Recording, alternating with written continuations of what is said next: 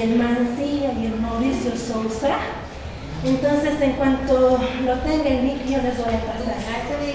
Ya para que ustedes puedan verlo. Por favor, creo que esta vez no he podido facilitarles las lecturas. Eso es debido a que les voy a facilitar los libros enteros, ¿no? Ahorita están pasando con su digitalización y en lugar de pasarles un fragmento, lo que voy a hacer es pasarles las obras completas. Entonces, se los voy a digitalizar. Ya uno ya está, nos faltaría el otro. Entonces, por eso no he podido pasarlas. Bueno, nosotros, esta sería nuestra última clase. Espero que les haya servido por lo menos estos retazos de la historia que hemos podido considerar. Habíamos dicho de que en la última clase íbamos a ver lo que era la guerra de razas en Bolivia, la guerra del Chaco y la revolución de 52. En nuestro recorrido, que había empezado en 1825 hasta 1952, habíamos dicho de que existen algunos procesos que de alguna manera se han encargado de formar este pensamiento social boliviano, ¿no? Es decir, han habido sucesos, han habido autores, han habido acontecimientos que han formado el imaginario social boliviano. ¿A qué nos referimos cuando hablamos de un imaginario social? A aquellas creencias, costumbres, usos, valores, una mente que se comparte a nivel colectivo.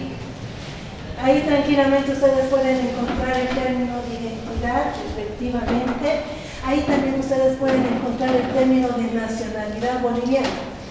¿Por qué estamos hablando de la nacionalidad boliviana?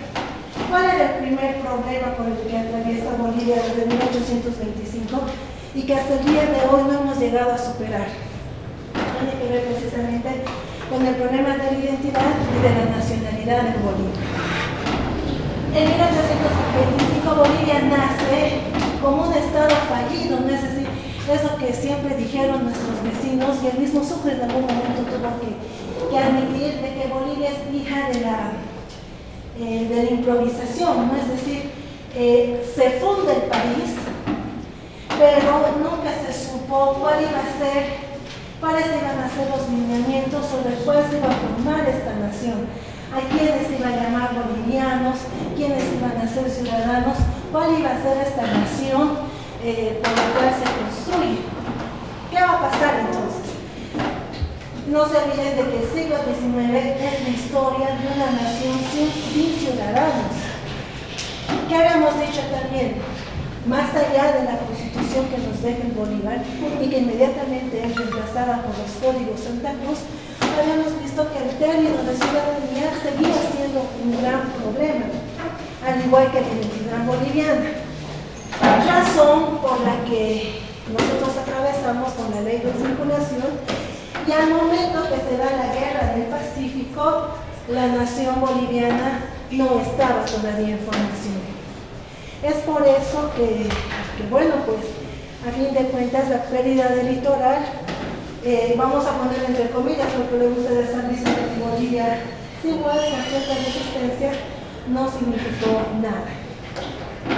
¿Qué va a pasar en 1932? Es decir, nosotros iniciamos el siglo XX con la firma del Tratado de 1904. Y les había dicho que lo que va a dar vida a todo el imaginario social del siglo XX va a ser la guerra de razas. Estamos en la época liberal denominada de paz y progreso, en donde la guerra de razas va a ser el imperante. ¿Qué se va a hacer? Se va a buscar un culpable, y en ese culpable lo vamos a encontrar en el indio.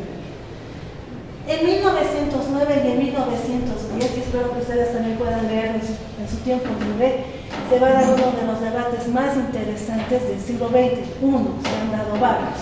Uno de ellos es el qué hacer con el indio en Bolivia, las posturas Tamayo, bueno, no, primero va a ser Alcides Arguedas con la publicación del Pueblo Enfermo y la respuesta que le va a dar el Franz Tamayo un año después con la creación de la Pedagogía Nacional. Pero ¿por qué es importante este debate? Si bien es cierto de que en el debate que van a tener ambos se denota lo que es la guerra de razas, no nos podemos olvidar tampoco de toda la producción que nos ha dado la generación de la amargura. Volviendo a René Moreno. René Moreno era un historiador positivista. ¿Qué es el positivismo? El positivismo es aquella ciencia que, bueno, pues primero estuvo en las ciencias naturales, en donde veía las cosas de una manera de evolución, es decir, las cosas se iban de menos a más. Pero ese positivismo se va a trasladar a las ciencias sociales. Y mucha de la literatura boliviana, sobre todo la narrativa boliviana reflejada en la literatura boliviana, va a tener una mirada positivista. El mismo Medinaceli, cuando escribe La inactualidad de Alcides Arguedas, ¿qué es lo que va a decir? Él va a decir, Bolivia es un país todavía niño, no hemos alcanzado la adultez. No, entonces mucha del imaginario social va a estar en términos positivistas y también van a estar en términos estratificados.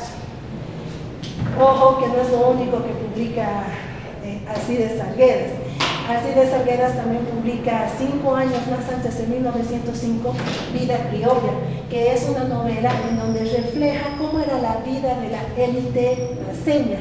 ¿Ahí qué nos va a mostrar? Nos va a mostrar de que el problema no solamente estaba en el indio, sino también estaba en las clases elevadas, ¿no? Entonces el Arguedas va a tener una opinión muy interesante, no solo con el indio, porque cada vez que hablamos de Arguedas, consideran que es un tipo efectivamente bastante racista, pero solo con el indio.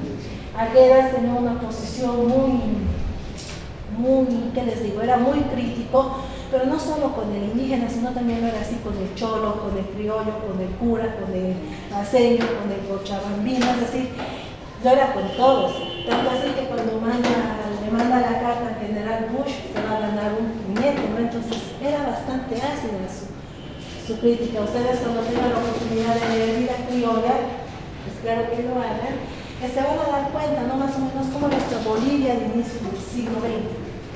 ¿Cómo llegamos a 1932? Después de la guerra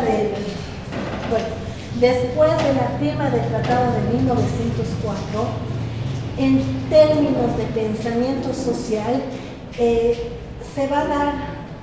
va a nacer en todo caso la generación de la amargura, que es una generación que va a sentir que se va a sentir derrotada por la pérdida del litoral boliviano. Hay dos problemas que la Bolivia del siglo XX tuvo que enfrentar: la pérdida del litoral y el problema del indio. La pérdida del litoral era algo ya tangible, era algo real, se hablaba de una derrota boliviana y lo que hicieron fue, para evadir el problema, le echaron la culpa al indio. ¿Qué va a pasar con el sistema electoral? El mismo Belsu, ya cuando hace la reforma constitucional y comienza a ver el sistema electoral de prebendas, el sistema electoral va a ser uno de los sistemas más deficientes que va a haber en el siglo XX, y ustedes lo pueden ver muy bien reflejado en la Chastañahui y en la candidatura de Rojas. ¿Cómo eran las elecciones? ¿No? Es decir, ¿cuáles eran los requisitos para que se pueda votar? Ser hombre, ser mayor de edad y que tú sepas leer, escribir el nombre, tu nombre y el nombre de tu candidato. Entonces, ¿qué hacía la élite? Porque si bien es cierto de que se les negaba la ciudadanía, la élite lo que hacía para gobernar era agarraba a sus pongos, a sus allegados y les enseñaba a escribir el nombre de su candidato. Entonces las elecciones no eran como son hoy en día. Eran abiertas, no es igual que esté acá yo y acá mi contrincante, y el conteo de votos se lo hacía a la vista de todos, pero al tener tú el nombre de por quién estabas votando, eran pues elecciones muy complejas. Era muy normal que en las elecciones del siglo XX terminen a balazos, terminen en peleas, y las mismas campañas tenían ese tenor, ¿no? Entonces, era muy complejo esta idea de ciudadanía, porque si bien se les negaba el derecho a votar, las mismas élites utilizaron este doble discurso para poder beneficiarse. Entonces es ahí donde está el primer fracaso del sistema electoral. ¿Cómo llegamos a 1932? Bolivia nuevamente, otra vez, ya se veía amenazada, esta vez por Argentina, ¿no? En realidad Argentina va a ser en gran parte la culpable de que Bolivia pierda tanta extensión. ¿Por qué? Porque el Tratado de Paz nosotros lo vamos a firmar en Buenos Aires. Varios consorcios extranjeros, no solamente la Oil Company, sino varios consorcios extranjeros, ingleses y chilenos, estaban operando en la Argentina, ¿no? Entonces para ellos era más que necesario que Bolivia pierda territorio del Chaco. ¿Qué pasó con la guerra del Chaco? Estamos hablando del gobierno de Salamanca. Sí, en la Bolivia del siglo XX, muy aparte del debate del indio, de este sentimiento derrotista que se va a sentir, también hubo dos grandes contradicciones, ¿no? El país se dividió entre lo que eran los liberales y los conservadores, pero en realidad solamente era una diferencia nominal, porque en realidad ambos eran liberales, ¿no? Es decir, ninguno tenía una tendencia proteccionista, ni siquiera los reivindicacionistas, a no ser el único, el Tamayo. Cuando Salamanca asume la presidencia, la guerra del Chaco, es decir, ¿qué fue lo que ocasionó la guerra en términos simples? En las zonas fronterizas, hasta el día de hoy, el Estado boliviano nunca ha podido sentar presencia.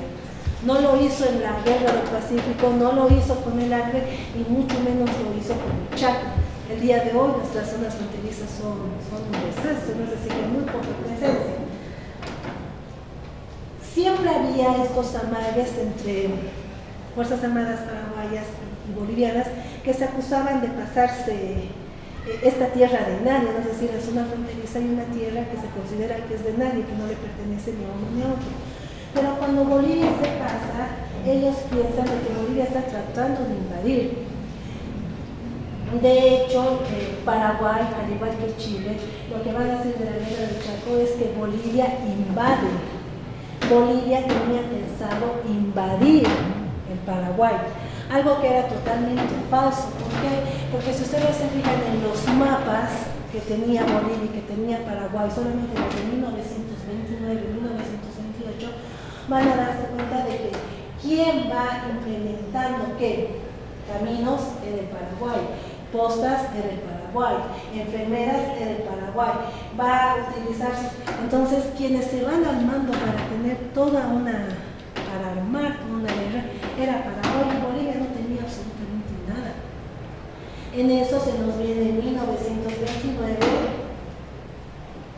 la Gran Depresión, la caída de Wall Street.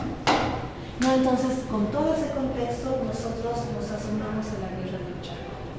¿Qué es lo interesante que nos deja la guerra del Chaco y por qué es importante que nosotros la tomemos como suceso?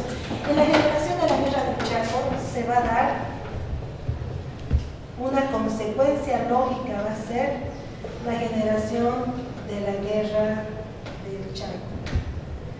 Más allá de hablar de las batallas que han sido simplemente increíbles, han demostrado la valentía que tenían muchos soldados bolivianos, vamos a hablar de lo que era la generación de la guerra del Chaco y vamos a hacer un hincapié, porque en la guerra del Chaco también se va a dar la segunda vez en donde se va a plantear la separación de Bolivia.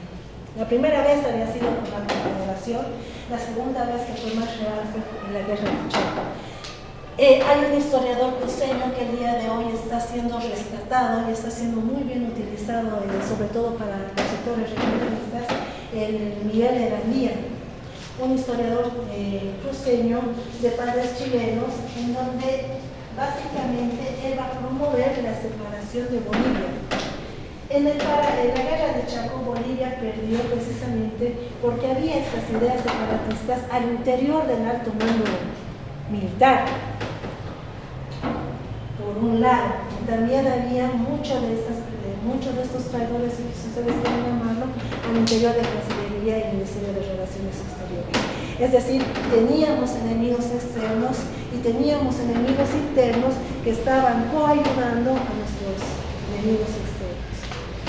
Hubo dos planes, el plan Rosita, que es el plan Rosita, que es poco conocido y en algún momento lo vamos a ver, que se trata de una joven más o menos de la edad que ustedes tienen, en donde se va a reunir con varios compañeros de su clase y van a comenzar a pelearse con el Gandía, ¿no?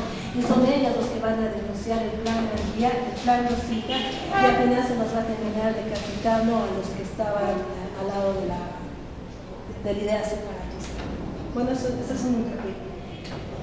Después de la guerra del Chaco, cuando Bolivia otra vez se ve obligada a firmar el tratado, estaba pasando un momento muy agudo, un momento de crisis. Vamos a estar sobre todo en manos de los varones del estaño. En el siglo XIX nosotros estábamos en manos de los patriarcas de La Plata, pero ahora en el siglo XX estábamos en las manos de los varones del estaño, que ustedes los conocen muy bien, Roche, Paramá y Patiño. El Augusto Céspedes, en el dictador suicida, es el que más o menos va a tener una lectura muy cabal de lo que ha sido la influencia de los varones del estaño dentro de las decisiones que se tomaban al interior del país, ¿no? ¿Qué es lo interesante de la guerra del Chaco? Cuando nace la generación de la guerra del Chaco, van a tener un sentimiento, es decir, van a ser con otra idea de lo que nace la generación de la amargura de la guerra del Pacífico. No es que Bolivia no pierde territorio, no es que Bolivia no pierde en esta guerra, sí se pierde territorio y perdemos, es decir, es una derrota más. Pero ¿qué es lo que va a llamar la atención de la guerra del Chaco? En Sangre de Mestizos, ustedes pueden ver, ¿qué es lo que van a decir? El boliviano se estaba encontrando con otro boliviano. El paceño estaba conociendo a un tarijeño.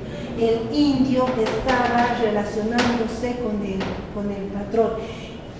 En gran parte, bueno, no más allá de que nosotros digamos de que hubo mucha intervención extranjera para que nosotros lleguemos a ganar la guerra del Chaco, algunos historiadores también han planteado la idea de que se perdió en la guerra del Chaco. ¿Por qué? Porque los ciudadanos, a los indios, a los cholos que se los mandó a pelear, no sabían por último qué era lo que estaban defendiendo. Para ellos la patria no significaba nada. ¿Y por qué? Porque no se olviden de que no eran ciudadanos. Y no se olviden de que estaban cargando con el peso simbólico de que ellos eran los culpables de todo lo malo que pasaba en este país. Entonces ellos tenían que ir a defender el territorio boliviano. Para ellos simplemente no significaba absolutamente nada. Morir por la patria para ellos no tenía el más mínimo significado. ¿Y por qué? Por todo lo que ya habíamos visto desde la guerra del Pacífico, desde la ley de exterminación. Muchos de la generación de la guerra del Chaco van a encontrar estas líneas, ¿no? Por ejemplo, el Augusto Guzmán, el Augusto Céspedes, el mismo Carlos Montenegro, van a ver en los desastres de la guerra que Bolivia se encuentra a sí misma por primera vez. Bolivia se mira a la cara por primera vez y tendría que repensar cómo iba a ser el futuro del país. Entonces, la concepción que teníamos de la generación de la amargura ya era muy diferente a los que van a tener los de la generación de la guerra del Chaco.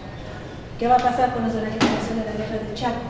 Van a plantear en términos reales el verdadero problema del país. Uno de los escritores que más me gusta analizar de la generación de la guerra del Chaco es precisamente el Carlos Medinaceli. No solamente es el autor de La Chascañahui, sino que también es el autor de varias obras, ¿no? La inactualidad de Alcides Arguedas, estudios críticos, el guairalevismo, ¿no? Que son obras que considero deberían ser de lectura obligada en cualquier institución educativa. El Medinaceli va a fallecer en 1947, es decir, ella no va a ver lo que fue en 1952. Cuando el Medinaceli comienza a hacer este bagaje o este balance, ¿no? Más o menos una especie de balance de estudios críticos sobre todo, cuando comienza a hacer un análisis de la novela nacional, porque hasta el día de hoy la literatura boliviana sigue buscando cuál va a ser aquella gran novela nacional que a fin de cuentas nos va a representar a todos, no existe. Es decir, no es como en España que uno dice el Quijote o sea, tienen sus escritores y dicen esta es la novela. En Bolivia no hay eso, la novela nacional hasta el día de hoy es un tema que no se sabe a cuál podríamos poner como la representativa de la nación, ¿no? Entonces él cuando comienza a hacer el análisis en estudios críticos y dice ¿qué es lo que llama la atención en estudios críticos? Él va a decir, hay una ausencia de una conciencia nacional. ¿Qué es lo único que compartimos todos los bolivianos? Es el hecho de sentirnos miserables y desgraciados por haber nacido en esta tierra. O sea, ¿qué es lo que siente todo boliviano dentro, muy al fondo? Siente vergüenza de haber sido boliviano. Eso se puede encontrar, y el mismo Medinaceli lo dice, ¿no? Por ejemplo, en Tierras Hechizadas, dice, cuando se lamenta y dice, maldita la hora en la que vine a nacer en este país. Si somos honestos, es lo que todo boliviano siente, maldita la hora en la que tuve que nacer en este país miserable, dice, ¿no? ¿Qué más va a notar? Va a decir, nuestra novela, es decir, nuestra literatura nacional, al ser muy paisajista, es decir, nos dice de que en Bolivia todo es grande, las montañas son grandes, los recursos son inmensos, pero ¿dónde fallamos? En el hombre. El hombre en Bolivia vive con una pequeñez espiritual que da miedo. En Bolivia todo es grande, menos el hombre de este Medinaceli, ¿no? Entonces está diciendo cosas muy pertinentes que van con todo lo que había dicho la generación de la guerra de Chaco. ¿Qué más nos va a decir el Medinaceli? Sobre todo en la actualidad de Alcides Arguedas. Cuando muere Arguedas, el Medinaceli va a sacar un artículo que lleva este nombre, ¿no? La inactualidad de Alcides Arguedas. ¿Qué va a decir? El Medinaceli dice, no podemos seguir leyendo a Arguedas por lo inactual que es, ya que hacía referencia a esta visión positivista que había entrado en vigencia desde finales del siglo XIX hasta 1952. No se olviden que el proceso de Mozart tuvo una gran influencia positivista. ¿Qué fue el proceso de Mozart? El proceso de Mozart es cuando se lo agarra al caudillo de Zaratevirca junto a sus allegados y se les inicia el proceso. El Bautista Saavedra, que es el abogado defensor de los indígenas, ¿qué les va a decir? Si nosotros vemos en los indios, en los cholos, vamos a ver que tienen un brillo en los ojos y se los podría considerar humanos. Lo que se va a debatir en el proceso de Mozart es como qué se los iba a juzgar, si como humanos o como animales. Y para eso hicieron traer antropólogos belgas.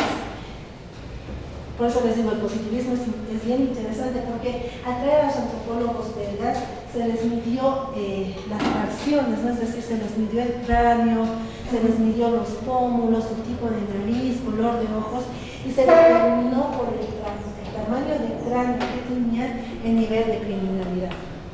Es decir, ese era el positivismo, y ese positivismo estaba en las ciencias sociales bolivianas. No. El Medinaceli, ¿qué nos está diciendo? Nos está diciendo, Arguedas ya no es actual. ¿Por qué? Porque ya no podemos seguir pensando en términos positivistas. ¿Cuál es el gran problema de este país? El gran problema de este país es de que siente como quechua, siente como aymara, pero quiere ser europeo. Es lo que va a decir el Medinaceli, no lo estoy diciendo yo. Y entonces es lo que va a decir el Medinaceli. Este país siente, pero piensa como europeos. habla en quechua, viste como en quechua, pero a fin de cuentas quiere seguir siendo pues español. Y esa es la gran contradicción.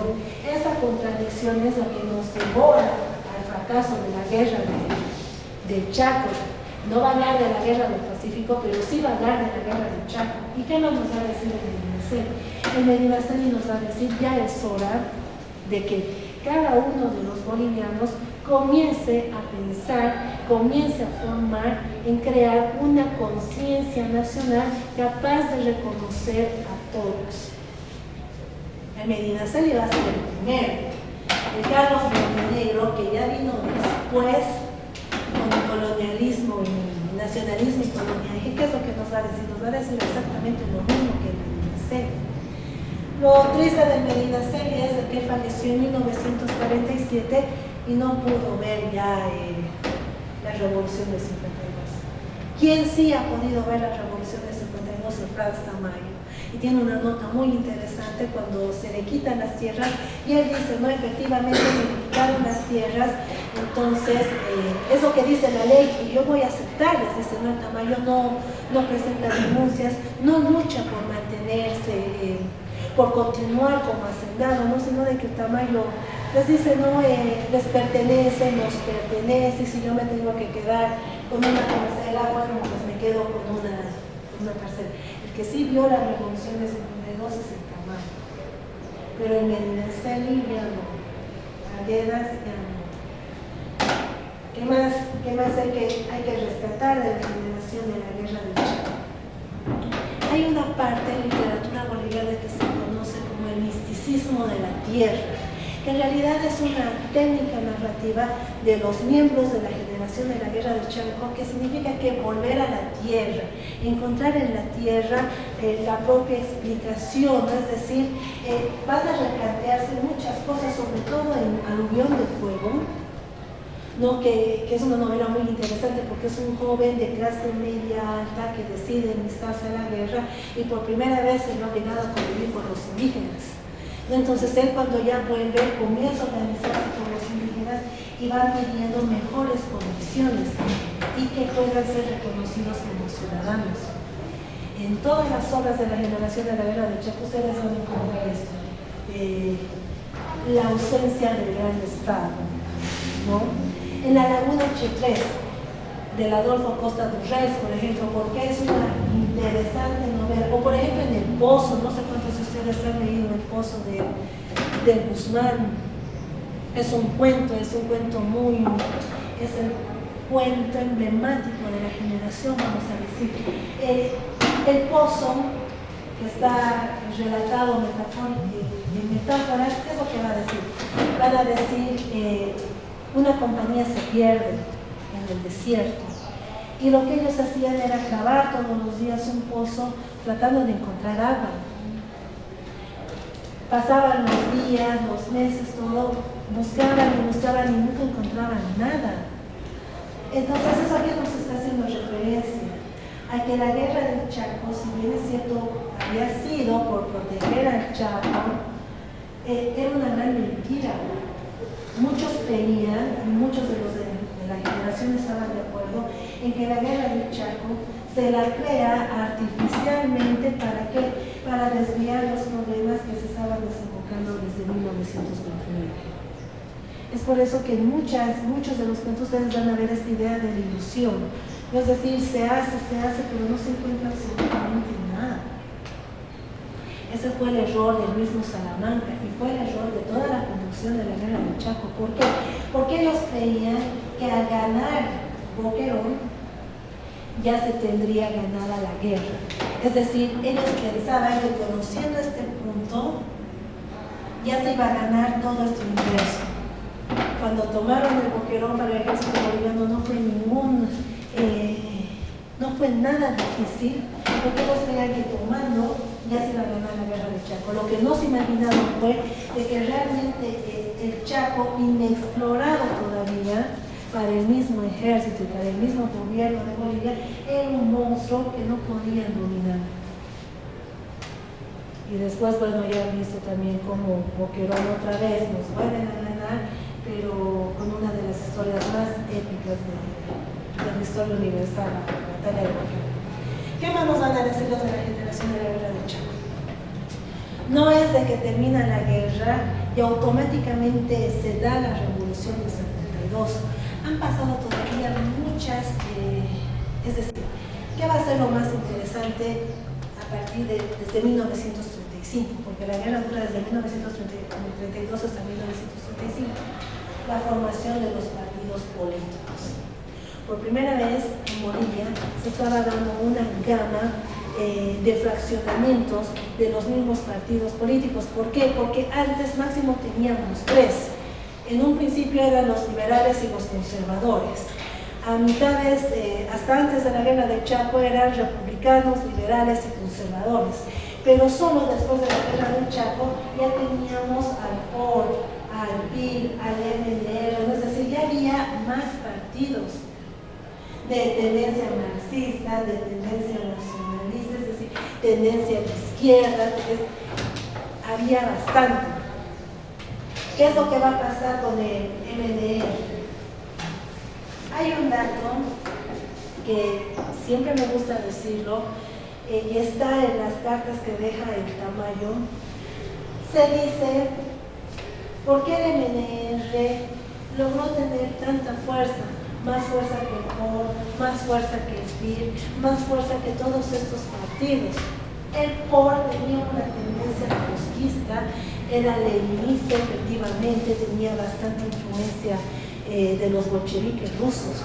Entonces ellos pensaban en que Bolivia debía vivir una revolución constante, que era lo que básicamente dictaba Trotsky en todos los escritos que él había dejado, ¿no? Entonces una revolución permanente.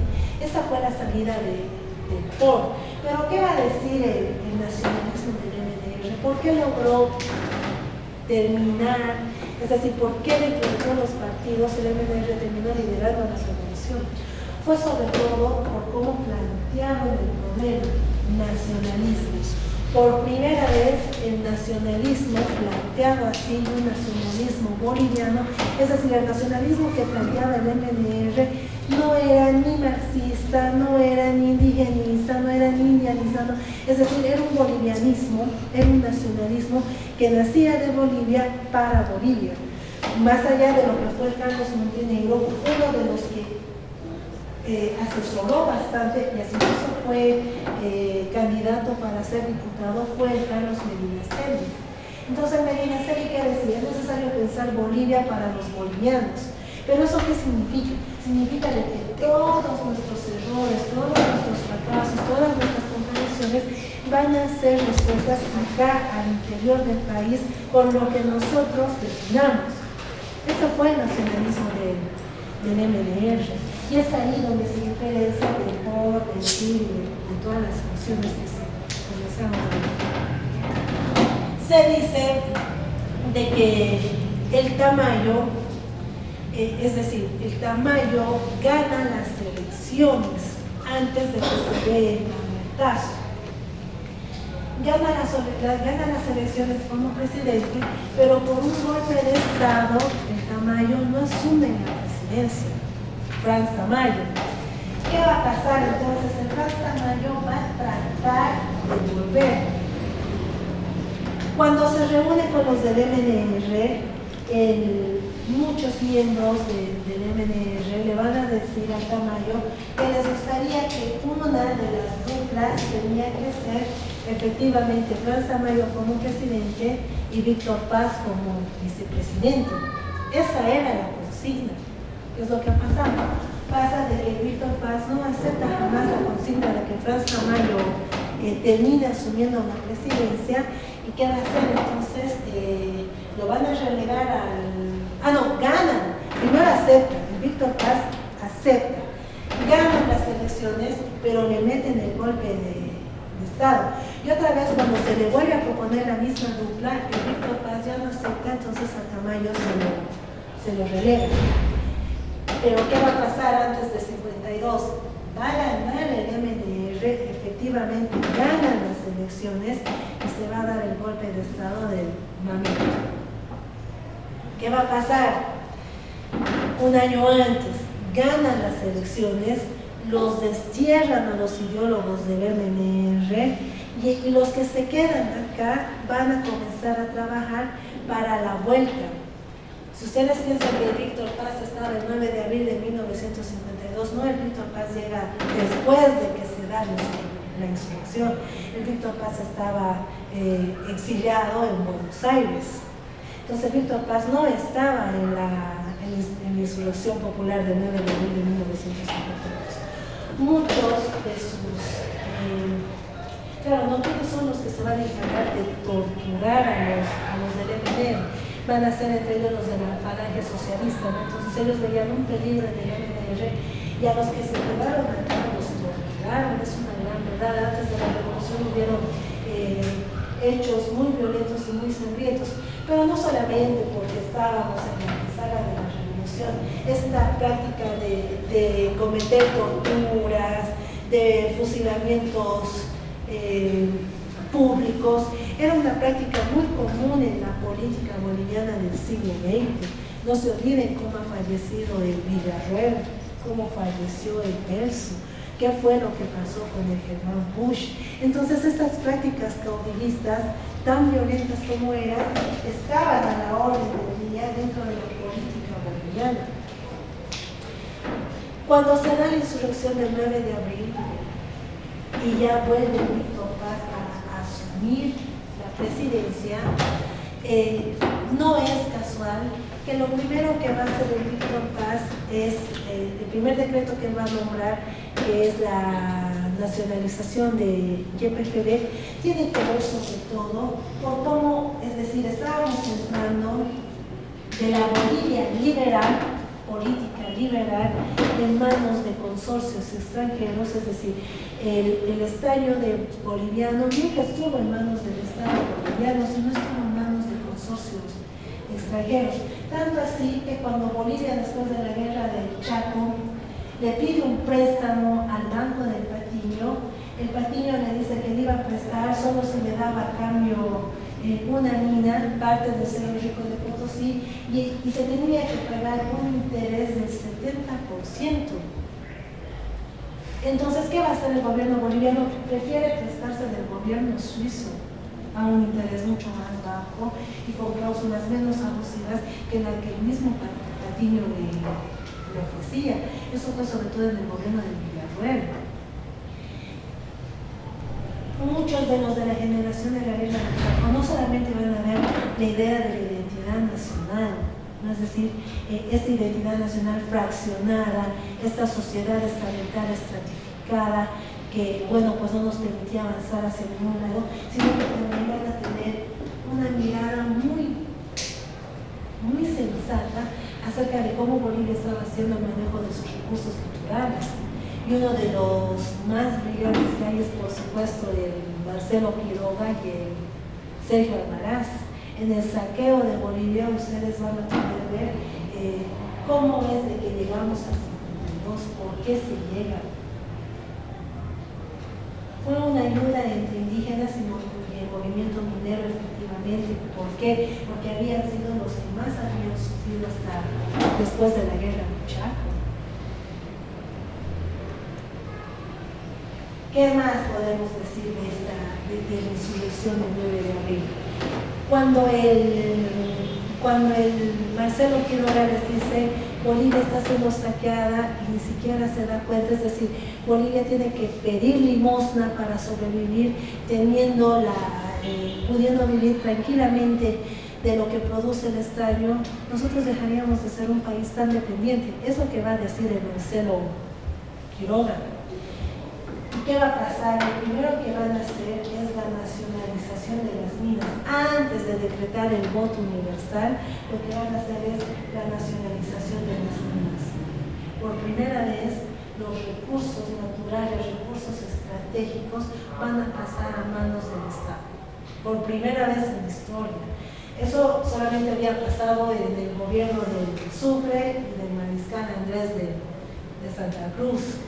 Y después de mucho tiempo, con la revolución del 52, las empresas estratégicas pasaban a manos del Estado. Es lo segundo que va a nombrar el voto universal. el voto universal más que necesario. ¿Por qué?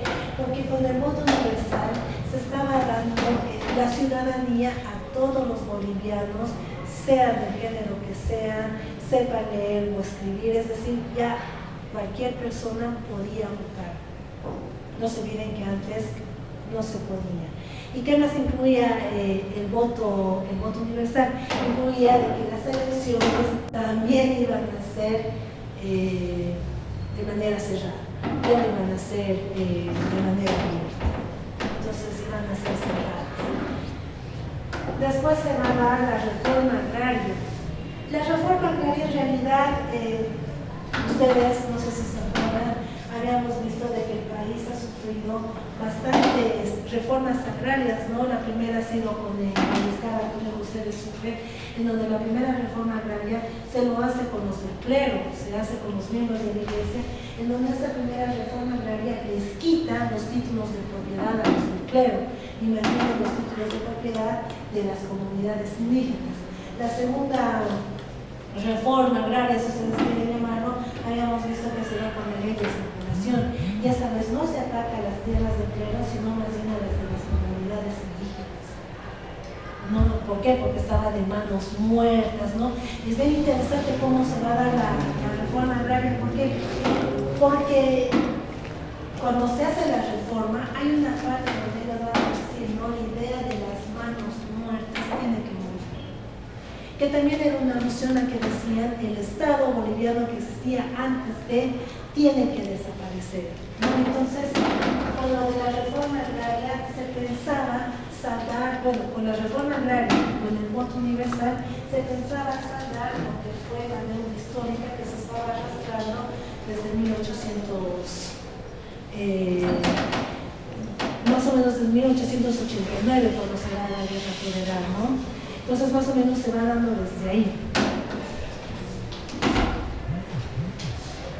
¿Qué más diríamos de la revolución del 92? Al igual que en 1825, el país nuevamente no supo cómo enfrentar el nuevo desafío, los nuevos desafíos. La reforma agraria ni siquiera no estuvo en los planes de Víctor Paz, en el gobierno de Víctor Paz. La reforma agraria no estaba estipulada como tal, sino de que en un Sala de Madera, que era el que había trabajado y era una de las propuestas de Víctor, le pasa el proyecto de ley a Víctor Paz para hacer la reforma agraria, para saldar estas deudas históricas. Si ustedes piensan que el país es decir, si desde 52 todos somos ciudadanos o no, y es un problema zanjado, pues no, porque de 52 para adelante se van a dar procesos más complejos, más terribles, no más violentos, ¿no? Porque en realidad el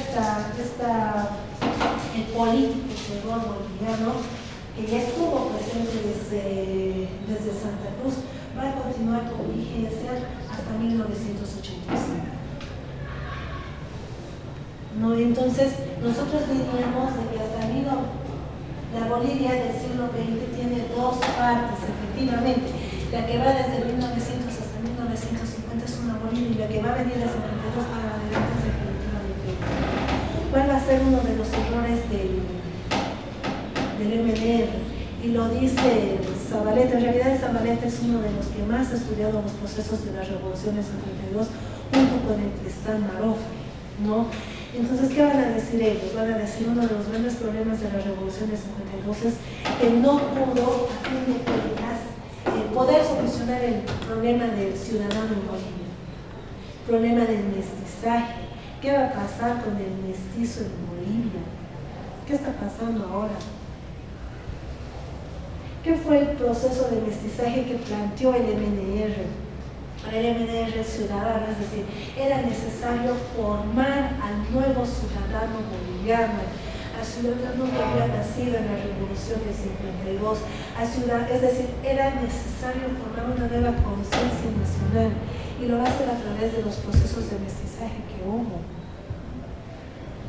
Los efectos negativos que haya traído, estoy segura que no que el gobierno de Víctor Paz no los contempló. Y ahí también vamos a tener la otra cara de la literatura boliviana que van a reflejar estos procesos sin resolver.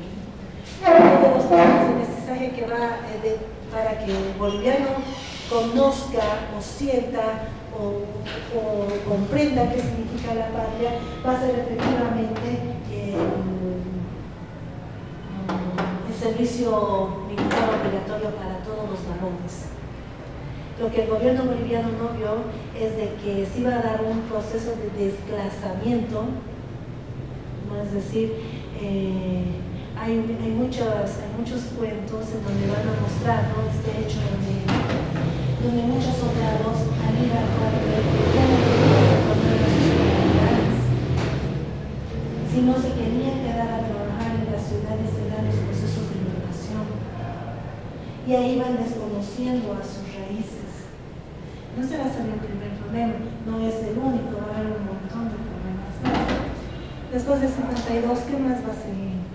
Nos va a seguir el gobierno de Barrientos, alto militar campesino, la asamblea de 1771, nos va a seguir, por los últimos, los gobiernos dictatoriales, nos va a seguir el plan Cóndor de Bolivia, ¿no? ¿Por qué? Porque una vez, es decir, cuando el Patiño, el Hoshi, cuando los grandes consorcios se ven replegados en el territorio boliviano, no es de que ellos desisten, sino más bien comienzan a trabajar con el mismo Barrientos. Ustedes saben muy bien que Barrientos fue el que le dio el golpe de Estado al mismo Víctor Paz para que pueda asumir. Luego pues se van a dar las masacres, la más conocida es la masacre de San Juan, ¿no? Es una de las más conocidas.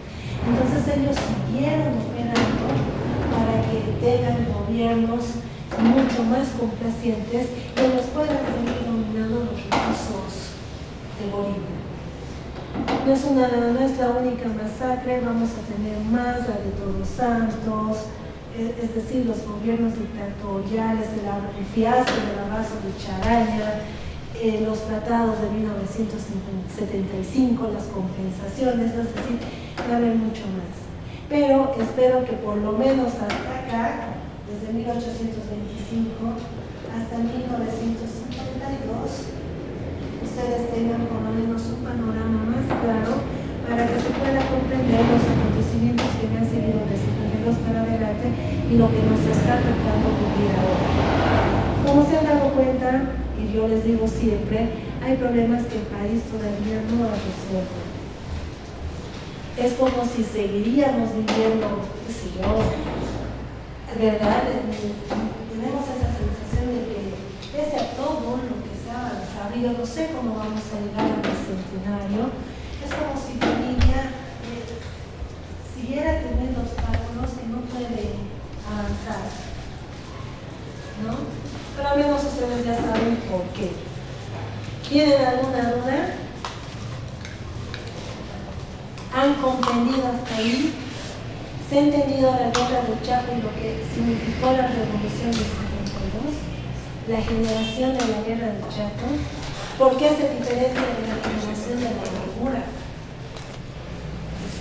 Después de 52 va a haber lo que se conoce como el costumbrismo literario, ¿no? Es decir, es también, pasa de que desde 1900 hasta 1950, al no existir, vamos a decirlo así, historiadores titulados o sociólogos o no sé más de largueras, la literatura boliviana va a suplir ese vacío, incluso que la literatura boliviana desde 1900 hasta 1950 va a tener estos análisis que son muy sociológicos, ¿no? Es decir, no te están contando una historia, te están reflejando la realidad del país.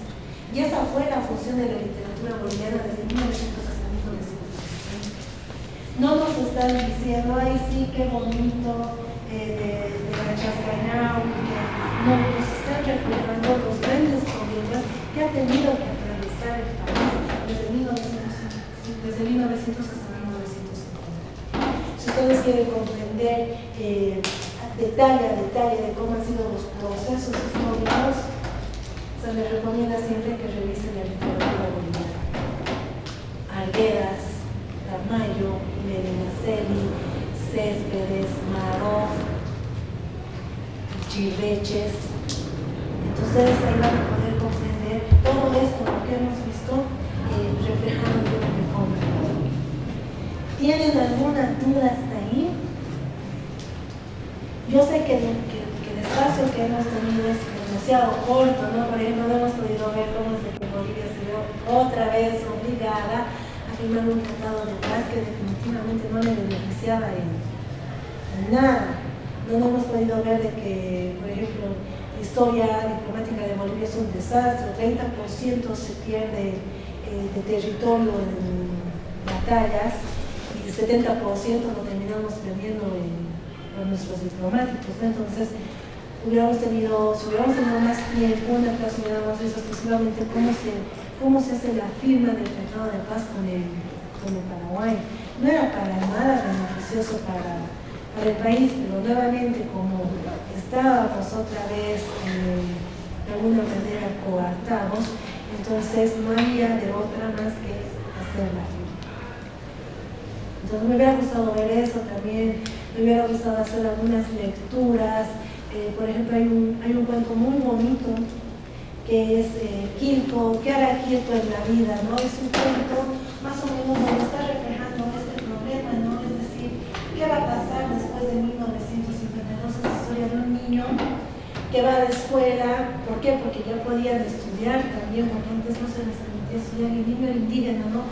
Y se le hace la burla y él retorna a su comunidad, y mientras está retornando él dice, ¿qué hará Quilpo en la vida? Podrá ser tal vez un gran comerciante, podrá ser tal vez un gran capitán, pero a todo lo que él se va imaginando dice, no, pero yo no puedo hacer esto porque por mi condición de indígena, no puedo hacer esto. Entonces es muy interesante cómo la literatura boliviana va a reflejar este problema. No es que después de 1952 para adelante el problema del India haya desaparecido. Pienso yo de que nunca ha desaparecido y está más latente el día de hoy. Tan latente que en el censo se está discutiendo si se incluye la palabra mestizo o no. Entonces, en términos identitarios, es como si Bolivia no, esta conciencia nacional que Medinaceli tanto había propagado, a fin de cuentas, nunca se va. Porque ahora estamos en una especie de relectura de nuestra propia historia donde ¿qué nos dicen los pueblos indígenas? Nos dicen, no es que no me puedes decir que soy mestizo. ¿Por qué? Porque yo me considero aymara, yo me considero quechua, yo me considero guaraní, ¿no? Entonces, con tanta segmentación social, es muy difícil poder conformar esta conciencia nacional, ¿no? Entonces es algo que el país todavía no ha podido definir. Otro problema que Bolivia no sabe qué hacer, por ejemplo, es el de las zonas fronterizas. Pese a que ya hemos perdido en varias guerras, hemos perdido mucho territorio, el Estado boliviano no sabe qué va a hacer en zonas fronterizas, ¿no? Es decir, hasta el día de hoy nuestras zonas fronterizas son un desastre, no tenemos presencia estatal. Otro tema que no hemos podido superar es la idea del caudillo, el tema de las elecciones, cómo son las elecciones en Bolivia, cómo son las campañas en Bolivia. No se discuten ideas y nunca se discutieron ideas de las campañas del país, ni la de 1900, nunca fueron debates con ideas, siempre fueron peleas, siempre fueron golpes, se medían en ese sentido, el que golpeaba más, el que ganaba más votos, y hasta el día de hoy parece ser de que sigue siendo lo mismo.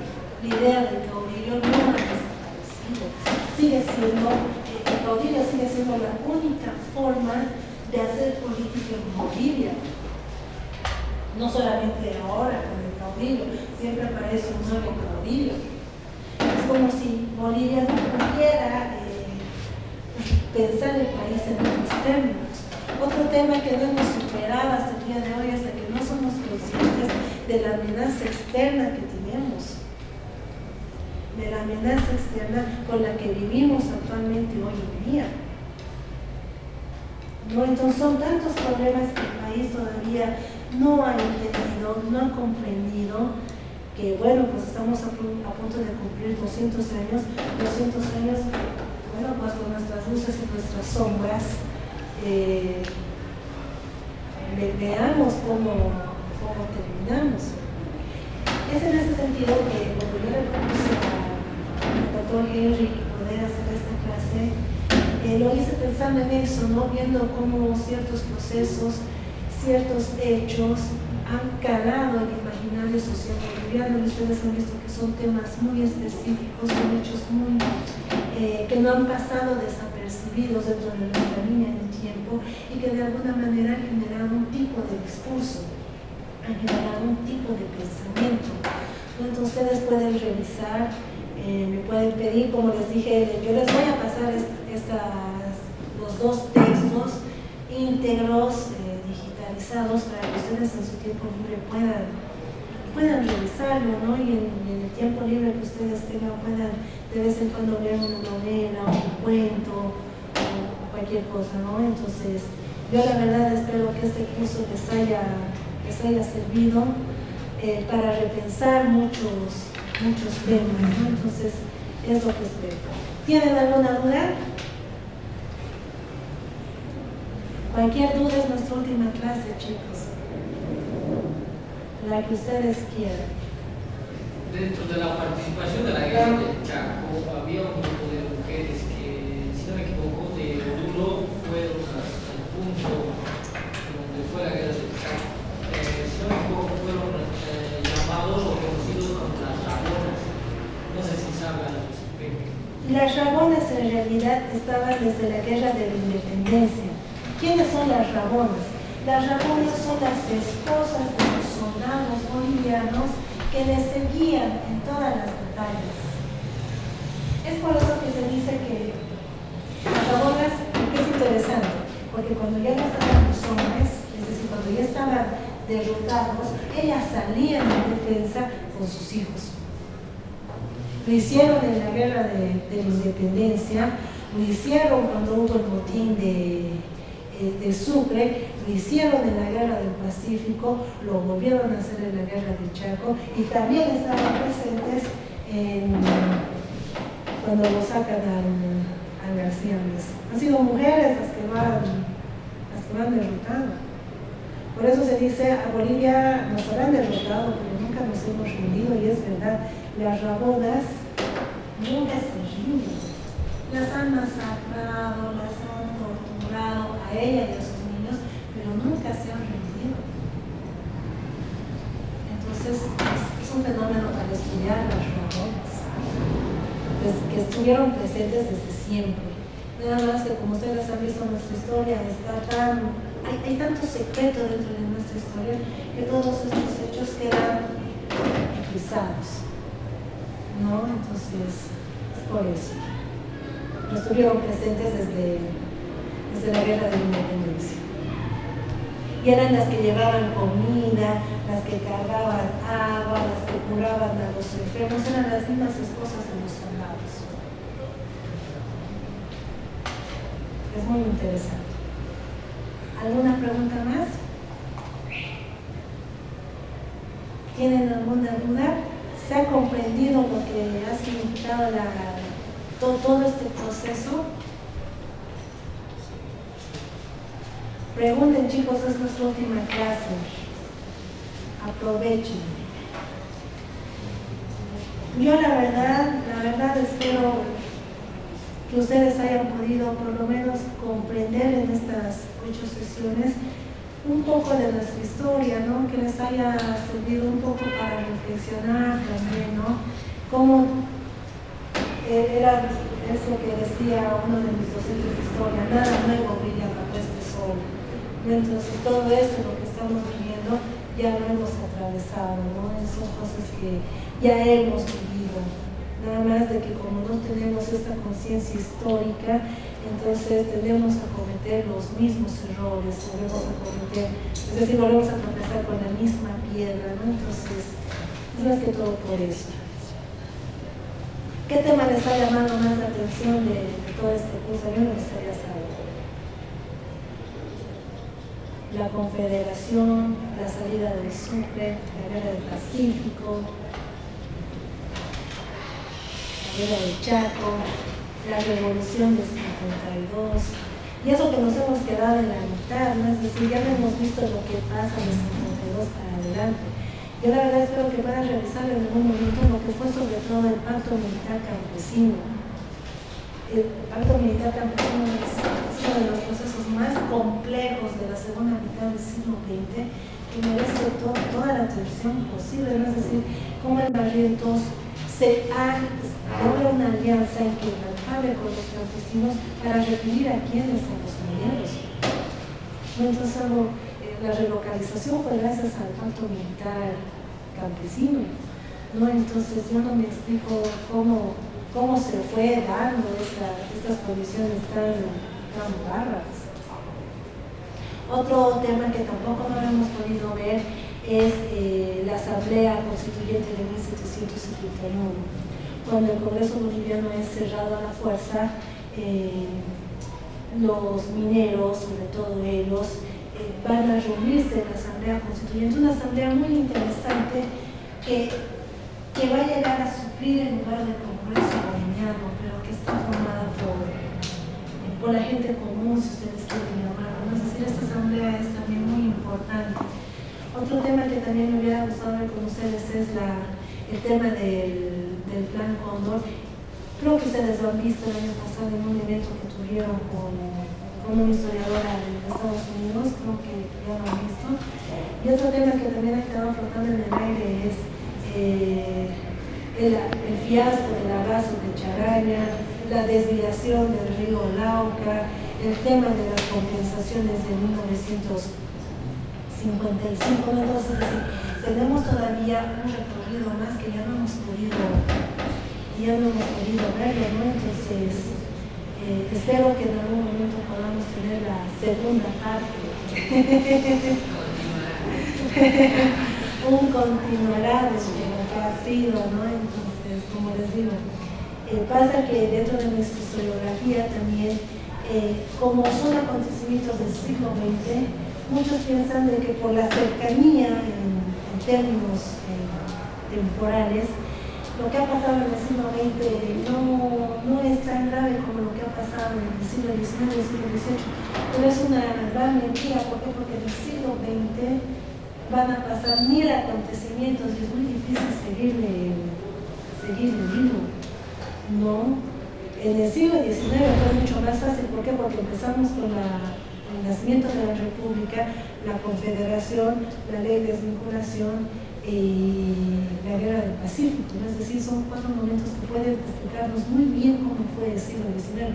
En el siglo XX son tantos los acontecimientos que pasan que es muy difícil poder decir si esto es lo que podría darnos a comprender. En realidad el siglo XX es muy difícil de comprender por la cantidad de eventos que le suceden. La firma del tratado, la guerra del Chaco, la revolución del 52, pacto militar, la asamblea, gobiernos dictatoriales, ¿no? Es decir, son muchos acontecimientos que para hacer solamente el recorrido del siglo XX necesitaríamos otras 8 sesiones. ¿Tienen alguna duda más? ¿Les ha quedado alguna duda más? Bien muchachos, licenciada, como no hay más dudas, vamos a dar por cerrada el curso.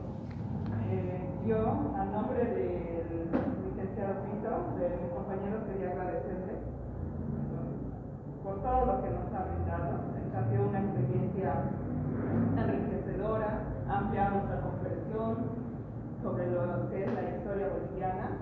Gracias por el material que nos ha dado, las lecturas, por la paciencia que nos ha traído, por haber invitado al general, por todos estos, cada miércoles, por los cursos, por todo ello nos agradecemos. Un fuerte aplauso por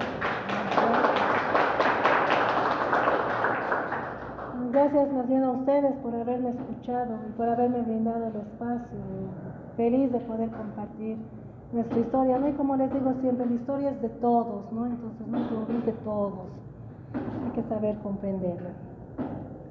Bueno, jóvenes, para mí ha sido un placer, espero que tengamos la oportunidad tal vez de continuar.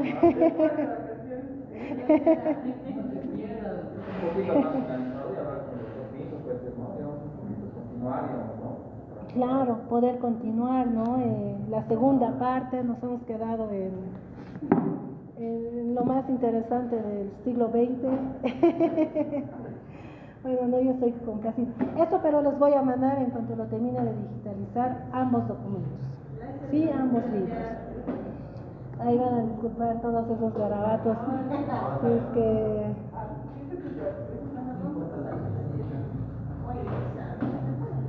me prestas tu para que lo dejemos limpio. Y me disculpo, jóvenes, hoy día tenemos que empezar un poco más antes, pero como les digo, no había cómo pueda salir de un desastre.